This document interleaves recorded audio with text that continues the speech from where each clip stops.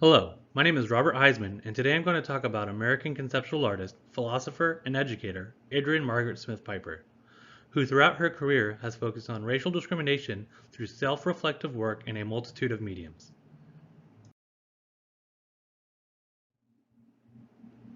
Piper has had a long and successful career that has included more than just art. Obtaining her doctorate to be a philosopher, she currently teaches at Wellesley College in Massachusetts. In 1987, she became the first tenured black woman in the field of philosophy.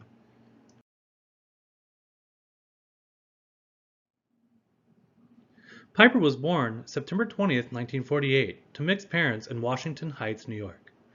At a young age, she was taught to draw by her grandmother. She would have her first encounters with racism while attending a predominantly white private school called New Lincoln School on scholarship. Growing up as a light-skinned black woman in a predominantly black community, Piper faced adversity for her light skin as she received nicknames such as Paleface. She also experienced racism at New Lincoln School since her peers were not fully aware that she was black. Piper would go on to have a very prestigious educational career. She obtained some formal arts training and her AA from School of Visual Arts, New York in 1969. She would go on to study philosophy at City College of New York, where she received her bachelor's in 1974. She would then receive her master's and PhD in philosophy at Harvard University. As a young adult, Piper lived through the Civil Rights Movement and the Women's Liberation Movement, two extremely large events that no doubt had a heavy impact on her work and thought process going forward, as her work speaks heavily on these issues.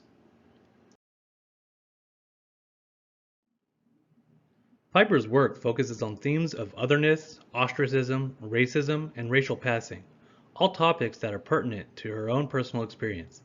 Much of her gallery work incorporates text and imagery like Vanilla Nightmares 2 and Decide Who You Are, juxtaposing African American imagery with the harsh words and realities they face. Piper says, "Blacks like me are unwilling observers of the forms racism takes when racists believe there are no blacks present. Sometimes what we observe hurts so much we want to disappear, disembody, and disinherit ourselves from our blackness. Our experiences in this society manifest themselves in neurosis, demoralization, anger, and in art." Throughout her illustrious career, Piper has received many awards, most recently being the Golden Lion for Best Artist in 2015 at the age of 67. She had been included in 14 exhibitions, her first being in 1969 and her most recent in 2018. Her work is currently in the collections of the Art Institute in Chicago, the Met, the MoMA, the Walker Art Center, and the National Gallery of Art. Her first series was Catalysis in 1970. Piper conducted street performances in which she altered her physical appearance and demonstrated antisocial behavior to explore gender and body issues, to examine the roots of prejudice and bias. She would appear in public in clothes that smelled or were sticky with white paint. During these performances, she would study people's reactions. According to the University of Chicago, Piper transformed herself into the mythic being by donning an afro wig, sunglasses, and mustache, and adopting behaviors conventionally identified as masculine. She then explored how she and others responded to the mythic being.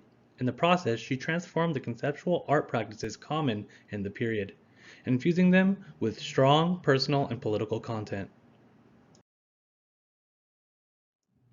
In Exaggerating My Negroid Features, Piper has drawn a self-portrait that focuses on her, quote, black features. In this portrait, she captures how she views herself as a black woman, despite how she is perceived by the public, which is white passing.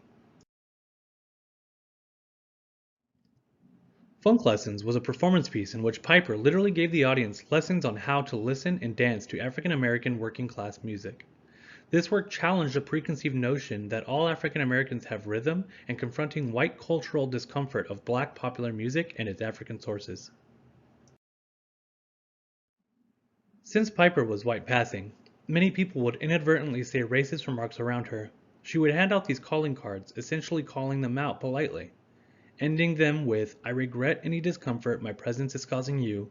just as I am sure you regret the discomfort your racism is causing me.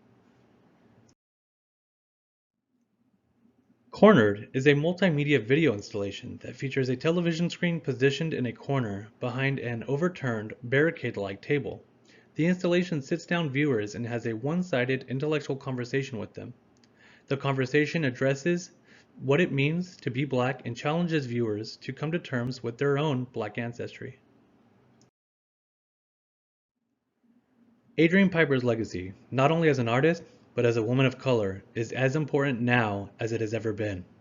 Despite the long journey she has had creating art that speaks to these tribulations, America's racial climate is still nowhere near the tolerant and empathetic society that Piper strives for. Piper sits on the crossroads of gender and racial marginalized groups, something that the art world has greatly underrepresented. It is important that we keep their legacies alive and we continue to learn, educate, and add to a lacking Eurocentric curriculum. Thank you.